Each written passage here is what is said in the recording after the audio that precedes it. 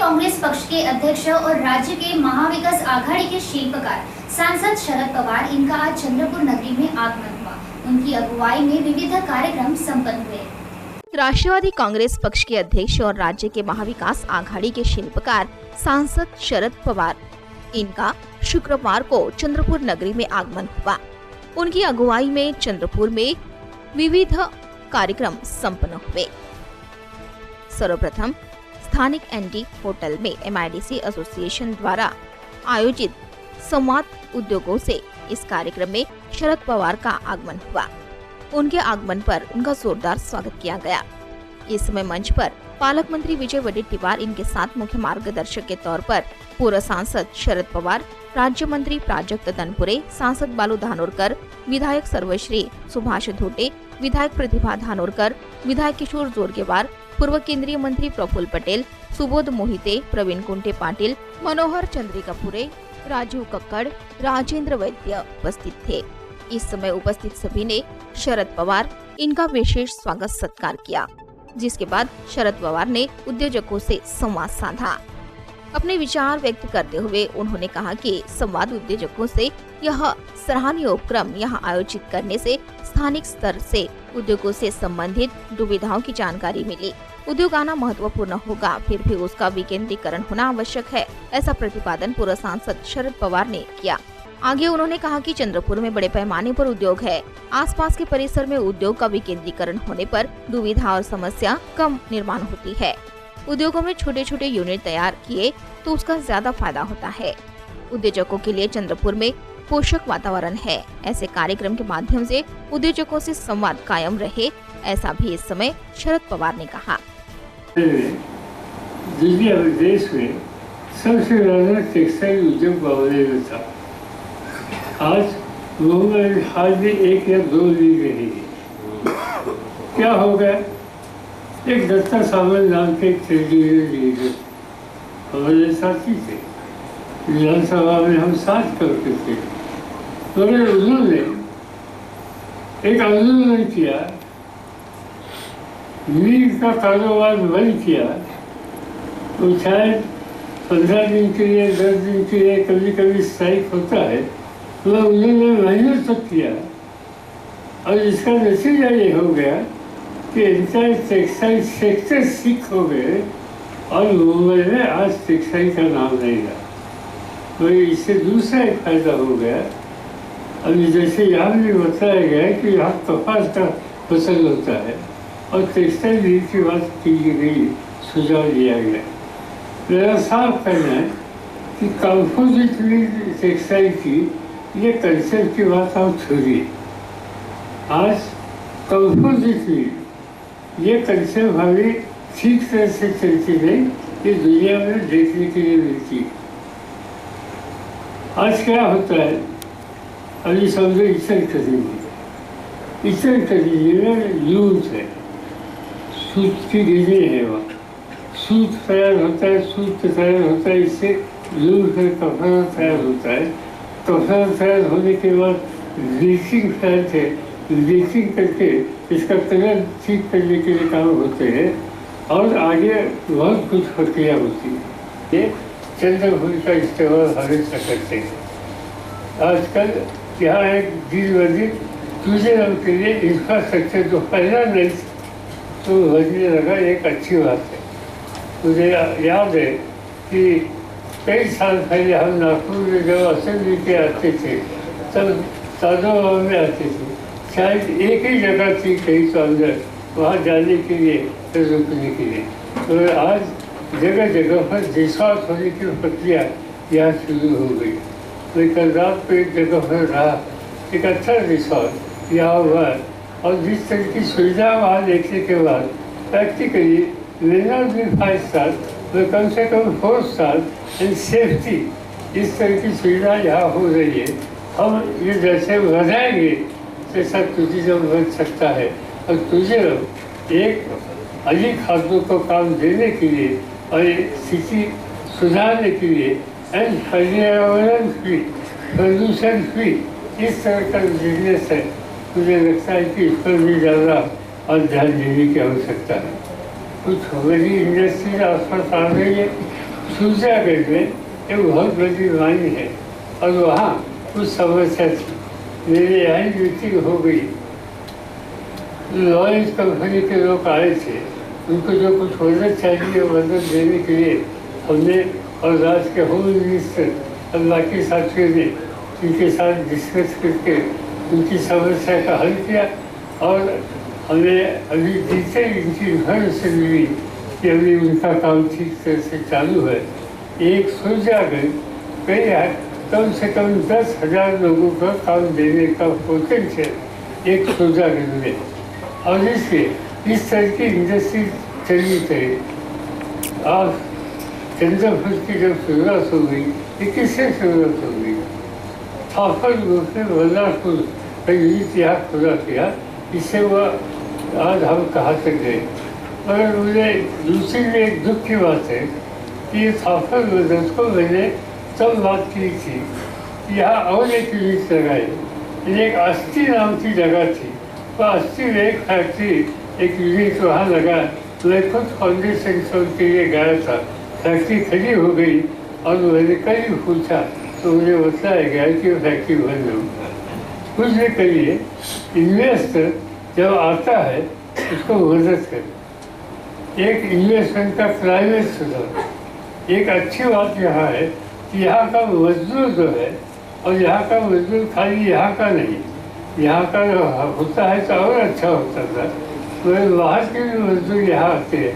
मगर एक अच्छी बात यह है जो मैंने इंडस्ट्री के लोगों के साथ बातचीत की थी इससे हुए कि यहाँ का जो वर्कर है इसकी प्रोडक्टिविटी, उत्पादकता वो ज़्यादा है, और जिसकी प्रोडक्टिविटी ज़्यादा है ऐसा मजदूर वहाँ मिलेगा तो मुझे लगता है कि इंडस्ट्री के लिए, बढ़ाव के लिए इसका लाभ हो जाएगा। और मैं खड़ा जब रहा भाषण देने के लिए तो मैंने कहा कि आप लोगों ने यहाँ चीनी भी लगाने के लिए मुझे यहाँ बुलाया।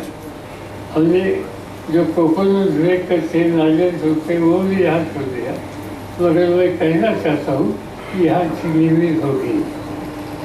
तो अजीब है, इसके लिए आपको बुलाए, आपने ये सब प्रोग्राम में शामिल हो गई और आप बोलते हैं राज्य के मुख्यमंत्री के नाते से यहाँ चीनी मिल हो जाए, काहे के लिए आपको बुलाया? मैंने कहा ठीक है, मैं चीनी में आपको लगानी है कि इतना 40 वर्ष पर मैं आपको जगह देता हूँ। मुझे ये जगह दूसरे काम के लिए आइडिया लगती है, और मेरे दिमाग में तब बात थी कि आगे का सेक्टर ये आईटी सेक्टर आने वाला है, और आईटी सेक्टर आने वाला है, इसलिए वहाँ आईटी कंपनीज खड़ी करने के लिए जो सुविधा चाहिए इसकी शुरुआत हमने वहाँ शुरू की है। आज इंडिया में 1.5 लाख नौजवान आईटी सेक्टर में काम करते हैं, 1.5 लाख एक ही जगह पर। पूरा के पास अलग अलग 5 जगह पर आईटी सेक्टर का इंफ्रास्ट्रक्चर खड़ा किया देश के, और देश के बाहर जो भारत इंडियंस है आईटी सेक्टर में काम करने वाले, इन सभी लोगों को वहाँ निमंत्रित किया, और आज कम से कम 3 लाख के आसपास यंगर जनरेशन, खासतौर पर हस्बैंड एंड वाइफ, ये दोनों ही आज आईटी सेक्टर में काम करने लगे, और 11,000 करोड़ का एक्सपोर्ट हर महीने का आज आईटी प्रोडक्ट का वहाँ से होता है। कि मैं इसलिए कहना चाहता हूँ कि कॉन्सेंट्रेशन की बात होगी। आज यहाँ की समस्या जो पैदा हो गई, इसमें हमें सोचना होगा कि यहाँ इसमें हम भी जिम्मेदार हैं। इसमें जो कुछ गलतियाँ हुई, इसमें हमारे भी कुछ गलतियाँ हैं। यहाँ जो मैं सुनता था तो अभी हम मानी गलत का सीधे ACC का सीधे, और एक मैं भूल गया LNT, ये सभी को इजाज़त मैंने दी थी as a chief minister of the Maharashtra. और तो हमारे मन में ये बात नहीं है कि हाँ हम कॉन्सेंट्रेट कर रहे हैं, बिजली फायदा करने के लिए। आज चंद्रपुर डिस्ट्रिक्ट पूरे महाराष्ट्र को जो बिजली देखती है, इसकी 1/3 बिजली यहाँ से दी थी। इसमें हमारी गलती है कि हमने कंसल्टेशन यहाँ किया। ये हम डिसेंट्रलाइज वाले जगह जगह पर खड़ी करते थे। अभी चंद्रपुर में आते समय इस शहर के पास 2-4 या 10 किलोमीटर में मैंने चिमनी देखी कि वहाँ से शायद पावर जनरेशन या कुछ का यूनिट होगा। जिसके बाद राजीव गांधी कामगार भवन में कार्यकर्ता सम्मेलन लिया गया। इस समय शरद पवार ने कार्यकर्ता और पदाधिकारियों से संवाद साधा। चंद्रपुर जिला काही बाबतीत संकटात असलेल्या जिल्ह्यामध्ये या जिल्ह्याचे रूप आहे, पण सांस्कृतिक शक्ती महाराष्ट्राच्या जिल्ह्यांची अधिक आहे। त्याच्यामध्ये चंद्रपूरचा उल्लेख हा करावा लागतो। इथं उत्तम प्रकारच्या खाडी आहे, इथं उत्तम प्रकारचं जंगल वन संपत्ती आहे, इथं पर्यटनाला उत्तम संधी आहे, इथं मोठे कारखाने आहेत, अधिक हाताला काम देण्याची व्यवस्था आहे। पण हे सगळं असताना एक मोठं संकट या जिल्ह्यामध्ये प्रदूषणाचं मुलं निर्माण झालंय आणि त्याचा परिणाम नागरिकांच्या आरोग्यावर होतो। आणि म्हणून राष्ट्रवादी काँग्रेस पक्षाने हा विचार केला आहे की हा जिल्ह्यामध्ये कारखानदारी वाढली पाहिजे, पण प्रदूषण कमी आहे, आरोग्याला विपरीत परिणाम होतात ते थांबवले पाहिजे। आणि त्या दृष्टीनं काही धोरणं आखायचा, राज्य सरकारशी बोलायचा हा अवलंबाचा प्रयत्न आहे। हा जिल्हा अनेक वेळेला लोक सांगतात की हा मागासलेला जिल्हा आहे, पण मी त्याच्याशी अजिबात सहमत नाही। हा एक सवन राज्याला संपन्न करण्याचा ताकद आणि धमक असलेला जिल्हा आहे। प्रगती करायची असेल, विकास करायचा तर विकासाला विजेची अत्यंत गरज आहे। आणि सवन राज्यामध्ये जी वीज लागते त्याची 1/3 वीज एका चंद्रपूर जिल्हा तयार करतो आणि महाराष्ट्राला देतो। ते मोठं काम हा या जिल्ह्यात हा जिल्हा राष्ट्रीयदृष्ट्या जागृत जिल्हा आहे। स्वातंत्र्याच्या चळवळीमध्ये मोलाची कामगिरी करणारा आहे। राज्यामध्ये स्वातंत्र्य चळवळीमध्ये सवन जिल्हा इंग्रजांच्या विरुद्ध लढायला उभा राहिला असा ज्या जिल्ह्यांचा इतिहास आहे त्याच्यामध्ये चंद्रपूरचा उल्लेख केला जातो। एकंदर परिस्थिती, राजकीय परिस्थिती काय आहे त्याच्याविषयी सुद्धा साहेबांना आम्हाला सगळ्या लोकांना माहिती दिली आहे। हे खरं आहे की भारतीय जनता पार्टीच्या इथे वजन आहे। शहरामध्ये 37 त्यांचे नगरसेवक निवडून आलेले आहेत। त्या मानाने काँग्रेस असो, आपण असो, इतर पक्ष कमी पडले नाही, पण हे जुनी गोष्ट आहे। 5 वर्षाच्या या कालावधीमध्ये या पद्धतीनं हळूहळू भारतीय जनता पार्टीची या आपल्या राज्यामध्ये म्हणा, जिल्ह्यामध्ये म्हणा, लोकप्रियता कमी होत गेली आहे। आणि त्याचं उदाहरण या मागील विधानसभेच्या इलेक्शनमध्ये सुद्धा पाहायला मिळालं। भारतीय जनता पार्टीचे 126 आमदार होते यापूर्वीचे, आणि यंदा आपला पक्ष काँग्रेस इतर पक्षामधून बऱ्याच लोकांना त्यांनी आपल्याकडे वळवलं, वर्तमान लोकांना वळवलं, तरी देखील भारतीय जनता पार्टीचे लोक कमी प्रमाणामध्ये निवडून आले, ही पहिली नोंद घेण्याची गोष्ट आहे।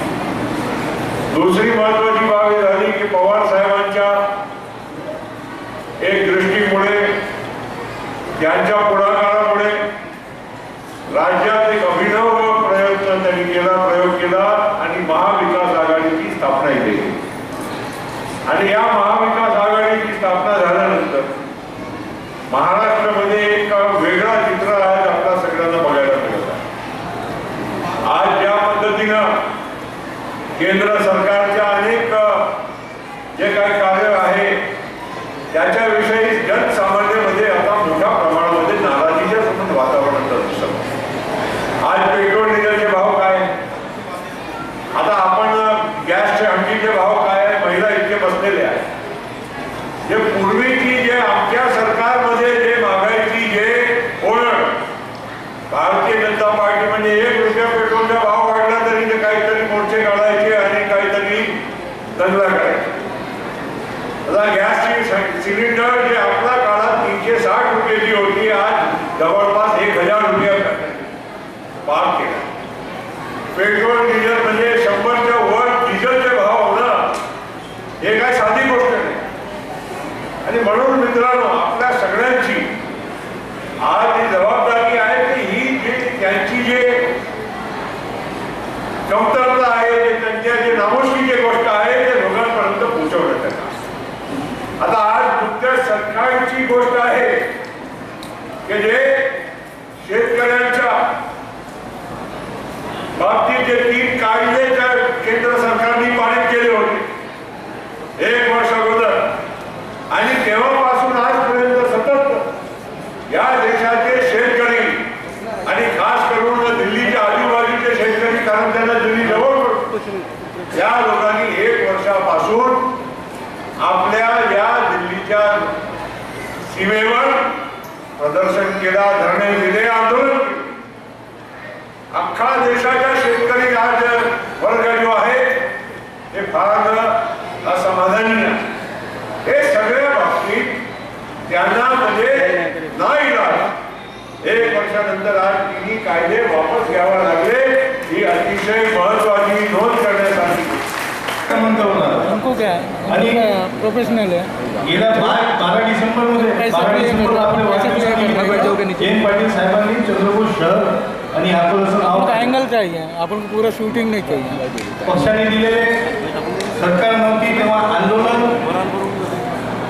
सगळे कार्य, आताही केंद्र सरकारच्यावर आंदोलन, अशी भूमिका राष्ट्रवादी काँग्रेस, राष्ट्रवादी युवक काँग्रेस, राष्ट्रवादी महिला काँग्रेसचे सगळे पदाधिकारी आहेत. पक्षाचे दिलेले प्रत्येक कार्यक्रमाला मान सन्मानाने जोराने कार्य केलेलं आहे. पहले कान है ना अंदर लगा करते. माझ्या अध्यक्षतेने पुढं चंद्रपूर शहरामध्ये म्हणजे किती 4 वार्डाची ही कार्यकारिणी नव्हती. असं होतं भैया तुम्हाला कॅमेरा. आणि मला जी आकडेवारी समोर आली ती अत्यंत धक्कादायक आकडेवारी समोर आली. जवळपास या आपल्या पूर्ण राज्यामध्ये केंद्र सरकारने घरकुल योजनेकरता जवळपास 10 का 11 हजार कोटी रुपये देणं अपेक्षित आहे. ते मी जेव्हा मीटिंग घेतली जवळपास फक्त 700-800 कोटी रुपये आले होते. आणि पैसे मात्र तिथे रिलीज करायचे नाही, पण मात्र जाहिरात मात्र मोठी करायची सगळ्यांना घरात. मी इथं मुंबईला बैठक लावली, काही नगरपालिकांना पैसे द्यायची व्यवस्था केली. आपण येणाऱ्या काही कालावधीमध्ये महानगरपालिकेच्या निवडणुका आहेत. शिवसेनेकडं नगरविकास खात्याचे कॅबिनेट मंत्री एकनाथ शिंदे आहेत, ते देखील संपर्क मंत्री आहेत. आणि नगरविकास खात्याचा राज्यमंत्री म्हणून मी कारभार बघतो, मी देखील संपर्क मंत्री आहे. मला खात्री आहे की येणाऱ्या कालावधीमध्ये राष्ट्रवादी काँग्रेसचे नगरसेवक जयपाल साहेब जरी 2 असतील, येणाऱ्या कालावधीमध्ये आपले नगरसेवक निश्चितपणे वाढणार आहेत. आपली ही महानगरपालिकेची सत्ता राष्ट्रवादी काँग्रेसच्या हातामध्ये आपण द्या. निश्चितपणे हे घरकुलाची योजना जी आहे ती सर्वसामान्यांपर्यंत आणखी जास्त प्रमाणामध्ये पोहोचवण्याकरता आमचे राष्ट्रवादी काँग्रेसचे पदाधिकारी कार्य करतील. आणि त्याला आम्ही दोघेही मंत्री त्या ठिकाणी पाठिंबा देऊ. महानगरपालिकेमध्ये सध्या आपले 2 नगरसेवक आहेत. यापूर्वी आपले 4 नगरसेवक होते, त्यापूर्वी 7 होते, त्यापूर्वी 9 होते. परंतु सर, जेव्हापासून महाविकास आघाडी इथे अस्तित्वात आलेली आहे, गेल्या 2 वर्षामध्ये इथे काँग्रेसचे 3 आमदार, 1 खासदार, पालकमंत्री आणि पदवीधर मतदारसंघाचे आमदार सुद्धा काँग्रेसचे असल्यामुळे राष्ट्रवादी काँग्रेस पक्षाला थोडासा इथे सपत्नीक वागणूक मिळते.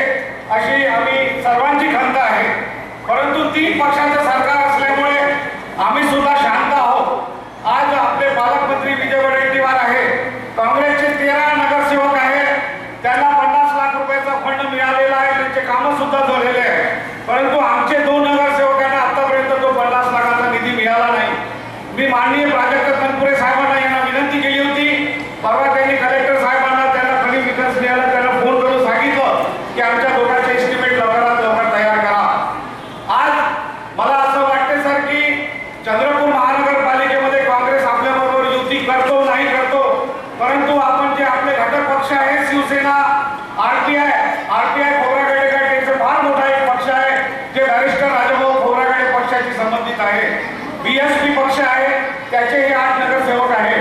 अशा लोकांना जर आपण सोबत घेऊन जर युती केली तर ज्याप्रमाणे कुंटे साहेबांनी सांगितलं की आपल्याशिवाय इथे सरकार बनणार नाही, हे मी ठामपणे तुम्हाला सांगू शकतो. आणि महानगरपालिकेमध्ये ज्याप्रमाणे आज भ्रष्टाचार चालू आहे त्याची 200 कोटीची चौकशी माननीय प्राजक्त तनपुरे साहेब, माननीय एकनाथजी शिंदे यांनी लावलेली आहे.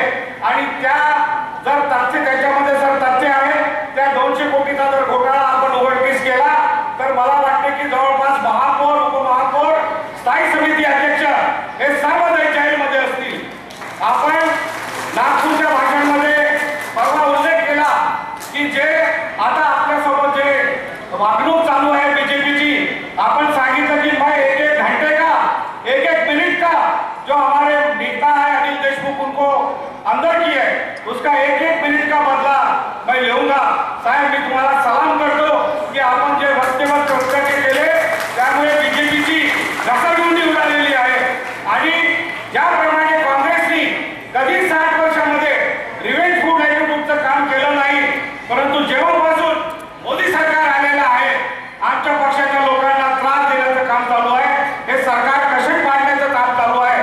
परंतु पवार साहेब जेपर्यंत या पक्षाचं नेतृत्व, या सरकारचं नेतृत्व करत आहे तोपर्यंत पक्षात कोणाच्या बाहानं पडणार नाही, ही आज मी तुम्हाला सांगतो. जिसके बाद स्थानिक जनता महाविद्यालय में पत्रकार परिषद ली गई. इस समय शरद पवार इनके साथ राष्ट्रवादी कांग्रेस पार्टी के कार्यकर्ता और पदाधिकारी उपस्थित थे. इस समय पवार ने पत्रकारों से संवाद साधा. काही गोष्टी सुद्धा बोललो. इथं कारखानदारी वर्गाच्या संबंधीचं प्रोटेक्शन खूप हा सवाल आणि म्हणून मालिकेचा सेवन कारखाना असो, ACCचा सेवन कारखाना, LNGचा सेवन कारखाना असेल, त्याला आम्ही पूर्ण प्रमाणात मदत केली होती. वस्तू मला पदवी ही एक अत्यंत जुनी या ठिकाणची संस्था होती. त्याच्यामध्ये त्या स्थापन ग्रुप होता आणि त्यांना आम्ही सुचवलं होतं की तुम्ही एक्सपान्शन करणार आहात तर ते एक्सपान्शन तुम्ही दुसरीकडे करू नका. आष्टी नावाचं गाव आम्ही त्यांना सजेस्ट केलं आणि मी स्वतः त्या ठिकाणच्या कारखान्याच्या त्यावेळी गेलो होतो. आष्टीला कारखाना उभाही केला पण दुर्दैवानं तो चालू शकला नाही. आम्हा लोकांचा सतत प्रयत्न हा होता की विकासाच्या दृष्टीनं इथं प्रोटेक्शन खूप आहे त्याचा विचार करावा. एका बाजूने धानच होती, दुसऱ्या बाजूने कापसाच होती की शेतीच्या धरणं, आणि तिसऱ्या बाजूनं इंडस्ट्री वाढवायला प्रचंड स्कोप, या सगळ्या गोष्टी लक्ष घ्यायची भूमिका मी घेतली. त्याच्यात आमच्या सगळ्यांची इच्छा ही आहे की आम्ही इथं आघाडीचं सरकार केलं. ती आघाडी टिकली पाहिजे आणि आघाडी पुढच्या निवडणुकीत यशस्वी झाली आणि त्यासाठी काँग्रेस पक्ष, शिवसेना पक्ष, राष्ट्रवादी काँग्रेस पक्ष आणि मित्र पक्ष आम्ही एकत्र जर जाऊ शकलो त्याचा आनंद आम्हाला, तो आमचा प्रयत्न होईल. पण आज त्या संबंधीची चर्चा न करता निष्कर्ष काढणं मला योग्य दिसत नाही. तत्पश्चात जनता महाविद्यालय में जायजा बैठक ली गई. इस समय शरद पवार, इनके साथ ही राष्ट्रवादी कांग्रेस पार्टी के कार्यकर्ता पदाधिकारी उपस्थित थे. दिल्लीच्या सत्तेचा वापर करून महाराष्ट्राचं सरकार अस्थिर करायचा प्रयत्न करणं ही भूमिका लोकशाहीला आणि विशेषतः संसदीय लोकशाहीला न शोभणारी आहे. पण ते काम या ठिकाणी केलं जातं. आपण बघतो गेल्या काही महिन्यामध्ये अनेक जणांच्या खटले केले. ममता बॅनर्जीच्या मंत्रिमंडळाच्या मंत्र्यांच्यावर खटले केले गेले. महाराष्ट्राच्या अनेक आपल्या सरकारांच्यावर खटले करण्यात आले. अनिल देशमुख सारखा आपला सरकारी आज तुरुंगामध्ये आहे. काही त्याची चुकी असताना तेव्हा एका अधिकाऱ्याने त्याचा आरोप केला.